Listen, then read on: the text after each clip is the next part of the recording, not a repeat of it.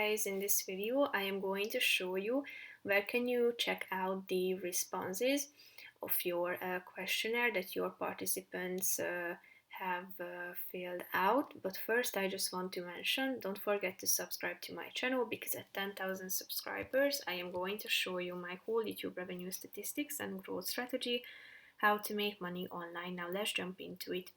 First of all, open the website, and after that you should go to your homepage, and in the upper left corner of the screen you can find this responses button, so tap on it in order to check out the statistics. Here you can find the number of responses at the top of the screen. Then you will be able to check out the average time that needed for your participants needed in order to complete your questionnaire, and the status as well, which is now closed.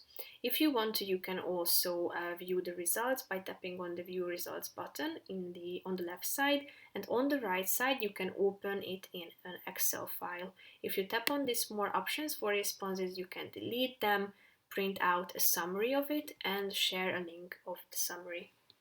So that's pretty much it for this video, guys. See you in the next one. Bye bye.